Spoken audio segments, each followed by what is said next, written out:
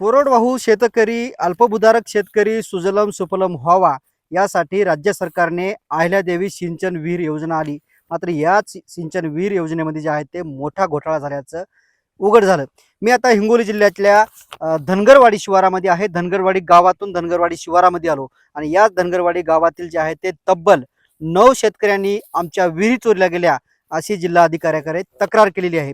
या तक्रारीनंतर जे आहे ते मी प्रत्यक्ष या धनगरवाडी गावामध्ये बघितलं. याच मी आता जे की श्रीराम आनंदा जगताप गट नंबर 199 मध्ये आहे. याच गट नंबर 199 मध्ये मला विहीर मिळाली या आशाने शेतकऱ्यांनी जे आहे ते हे सोलर या ठिकाणी उभं केलं. मात्र शेतकऱ्यांना जे आहेत ते अद्यापही विहीरच आलेली नाही. नेमकं प्रकरण असं आहे की एक रामचंद्र नावाचे शेतकरी याच गावातले होते.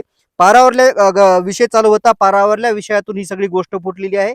नेमका प्रकार काय घडला होता? पहिली तक्रार तुमची होती. हा हा पहिली तक्रार आमची होती. आम्ही मारुतीच्या पारावर दर्शनाला गेलो. हं. त्यावेळेस लोक म्हणू लागले आपल्या गावात 85 विहिरी झालेल्या मंजूर आहेत, पण याच्यात काही विहिरी 17 ते 18 विहिरी ह्या गायबच येतात आणि तशी 24 विहिरीची मागणी आहे म्हणत ह्या गायब येतात. मग मी विचारलं बा रामचंद्र शंकर खडसेचं कसं काय पहा बरं विहीर गट नंबर 59 आहे, पळशी शिवार आहे, तर याचं पहा बरं. म्हटलं काय याचं? तर मग त्याने पाहिलं ते मग बुवा तुमच्या नावावर 1,75,224 रुपये का असं काहीतरी लाटण्यात आले. मग लाटण्यात आले म्हटल्यावर मला एकदम पश्चाताप झाला की म्हटलं आता आपली विहीर तर आपल्या नावावर उचलून खाल्ली. आणि मला त्यांनी काय सांगितलं होतं की बा तुमचे सध्या हेच नाही झालं, मंजूरच नाही झाली, मंजूरच नाही झाली असं मला त्यांना 1 वर्ष घोळवलं. आणि नंतर मग आता मला माहीत झालं तर माहीत होऊन मला 3 महिने झाले. मला पाऊल उचलायचा, पण काय करावं पश्चाताप विचार पडला.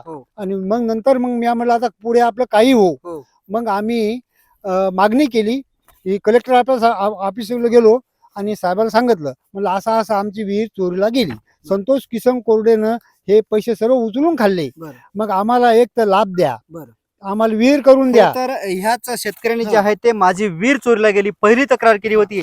आणि याच तक्रारीनंतर जे आहे ते तब्बल 8 शेतकऱ्यांनी जे आहे ते आमच्या विहिरी चोरी गेल्याच्या तक्रारी केल्या आहेत. जिल्हाधिकारी राहुल गुप्ता यांनी सांगितलं की आमच्याकडे एकूण 9 तक्रारी आहेत. चौकशी समिती नेमली. चौकशी समितीमध्ये विविध विभागातले अधिकारी आहेत. मात्र चौकशी समितीचं मागच्या 4 दिवसापासून काही काम आपल्याला दिसत नाही. एकाही अधिकारी कर्मचारी कुणावरही गुन्हा दाखल झालेला नाही. आता त्या 8 मधले काही शेतकरी आपल्याकडे अजून आहेत. मामा, तुमच्या गट नंबर 199 मध्ये आपण आहोत. सगळं शेत फिरून दाखवलं. 99 मध्ये विहीर कुठंच दिसली नाही. मात्र तुमच्या नावावरती जे आहेत ते लाखो रुपये 1 लाख रुपयाच्या वर रक्कम उचलली आहे. नेमका प्रकार काय? ते काय नाही, आपण संतोष कोट्याकडे कागदपत्र दिलते आपण खतायला त्या पास करण्यासाठी. त्याला 30,000 रुपये दिलते आपण त्याला पास करण्यासाठी. पण त्याने काय आपल्या नुसतं असं चालवलं बा तुमची विहीर मंजूर झाली नाही, मंजूर झाली नाही, मंजूर झाली नाही असं चालवलं त्या 2 वर्ष.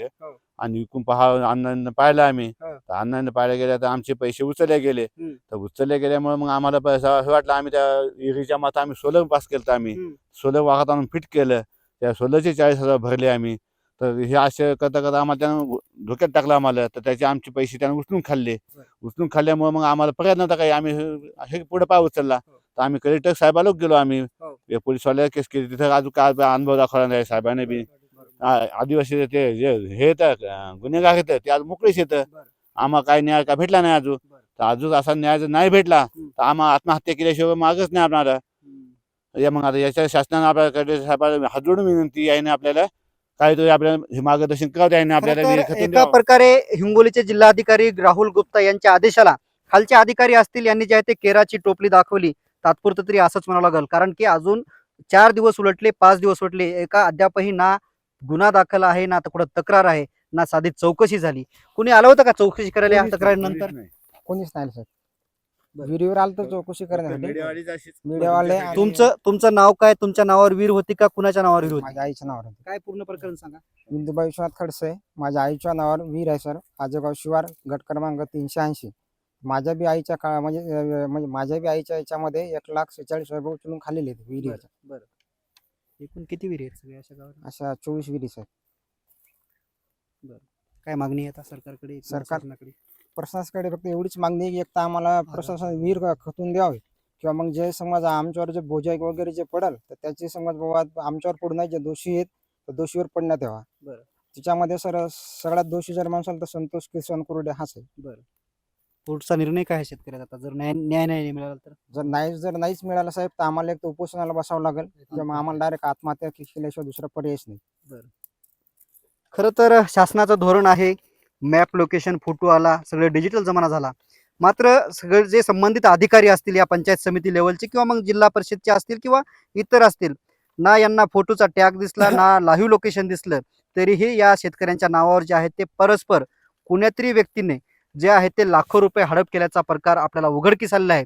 जर शेतकऱ्यांनी बोलून दाखवलं की आम्हाला न्याय जर नाही मिळाला तर पालकमंत्री सुद्धा आम्ही अडवू, पालकमंत्र्याचा ताफा अडवू आणि त्यानंतर जे आहे ते आमच्या आंदोलनाची दिशा आम्ही पुढची ठरवू. पुढच्या काही दिवसामध्ये जर या शेतकऱ्यांना न्याय जर नाही मिळाला तर पुढं काय घडतं आणि काय नाही हे एवढंच बघणं सध्या तरी गरजेचं आहे. कॅमेरामॅन ज्ञानेश्वर वानखेडेसह मी रमेश चेंडके, TV9 मराठी, धनगरवाडी, हिंगोली.